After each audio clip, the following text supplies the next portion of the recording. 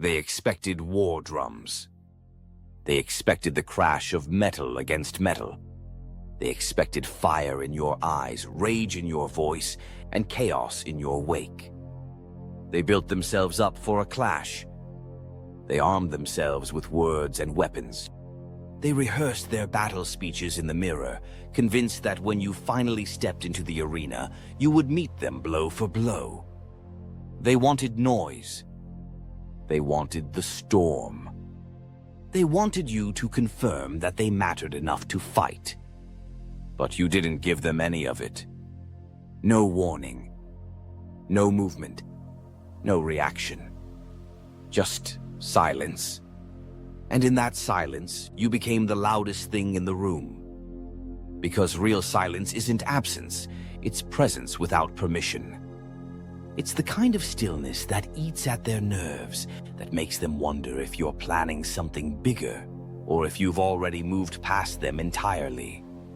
Silence has weight. It hangs in the air until it's suffocating. It turns their shouting into background noise. It forces them to hear themselves, and that's a sound they were never prepared for. Your silence wasn't a retreat. It was a statement, a warning, a declaration that you don't have to raise your voice to shake the ground they stand on. Your enemies, they don't survive on strength. They survive on engagement. Every insult they throw, every trap they set, every public performance they put on, it's all bait. They feed on knowing they've gotten inside your head. They measure their power in the seconds you waste thinking about them. They measure their relevance in the words you speak back to them. They don't care if you shout or whisper, only that you respond. Because the moment you do, they have proof they matter. Without your reaction, their weapons have no target. Their speeches have no audience. Their battles have no meaning. That's the part they can't accept. They can fight an opponent they can see. They can strategize against an enemy they can predict.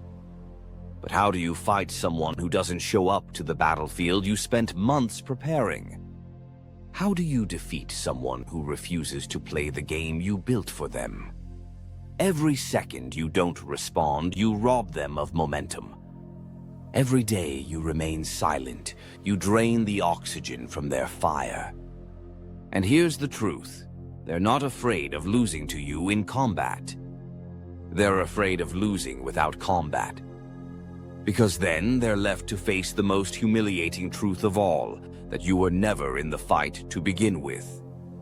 Silence is not weakness. It is not fear. It is not surrender. Silence is a decision, a choice, a weapon.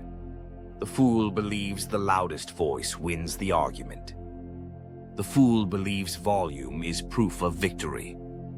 But the master knows the quietest voice in the room is often the one that already controls the outcome. Restraint is harder than rage. It takes more discipline to wait than it does to strike too soon. It takes more strength to watch than to jump at the first opening. Anger burns fast. Patience burns forever. Your silence isn't a gap in the fight, it's the setup. It's the chambering of the round.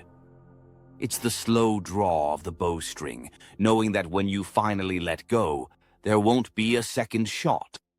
Your stillness makes them restless. Your lack of reaction forces them to keep talking, keep moving, keep revealing their weak points. Every extra word they speak is another window into their strategy. Every move they make is another opening you didn't have to create. You're not ignoring them. You're studying them, measuring them, letting them dig their own grave, one desperate swing at a silent target at a time. Because silence isn't the absence of action. It's the foundation of the perfect action. When you refuse to respond, you force them into a one-sided war.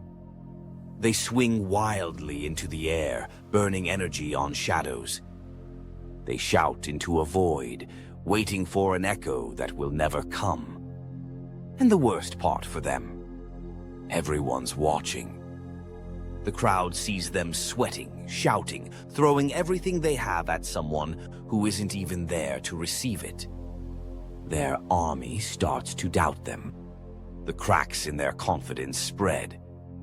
Because if they can't provoke you, if they can't even make you look their way, then maybe they were never as powerful as they pretended to be.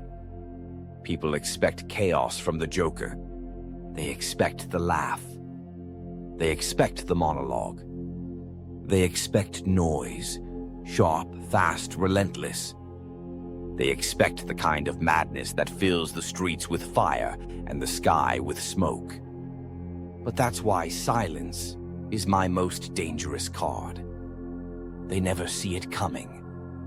They never prepare for it. Because when they hear nothing from me, their minds don't go quiet. They go louder, louder than they can handle.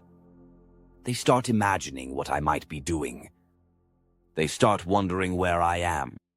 They start seeing me in every shadow, every flicker of movement, every creak in the floorboards at night. That's the beauty of silence. It doesn't calm them. It corrodes them. You want to know the real trick? The punchline they never get?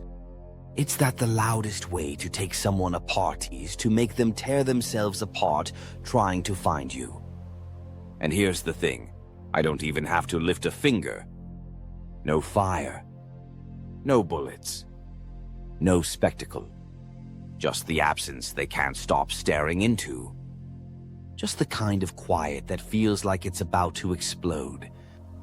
The real joke? They think silence is the space before the chaos. But sometimes, silence is the chaos. And when I decide to break it, that's when they realize the war was over before it began. While they're busy performing their war for an audience, you're moving in silence. You're making alliances. You're stacking advantages. You're removing their supports one by one. And because they're so focused on pulling you into their noise, they don't see the walls closing in. By the time they realize the silence wasn't absence, it was strategy. They've already lost the ground under their feet. The moment you understand you don't owe anyone a reaction, something shifts inside you. It's like cutting the strings they've been pulling for years. Suddenly, their hands are empty. They reach for the levers and find there's nothing left to control. They can't bait you anymore.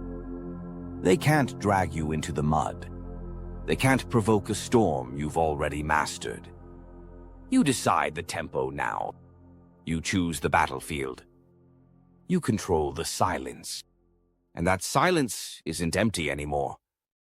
It's full of your intention. It's heavy with the weight of what you could do but don't need to. Every second you don't move, their mind moves faster, spinning, imagining every possible strike you could be planning. And here's the cruelest part. You're not always planning anything at all.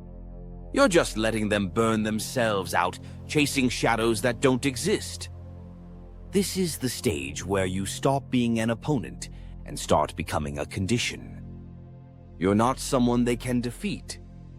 You're an environment they have to survive in. And no matter how loud they shout, no matter how many soldiers they rally, the silence swallows them whole. Because by now, you're not avoiding their war. You are the war. And it's a war they can't even see. In the end, there is no victory parade for them. No grand battle they can point to. No dramatic showdown. Just the quiet realization that they've been swinging at shadows and losing ground with every strike. And you, still standing, still silent, still untouchable, walk away without a word. Because your silence was never empty. It was the war they couldn't win. And it was louder than their entire army.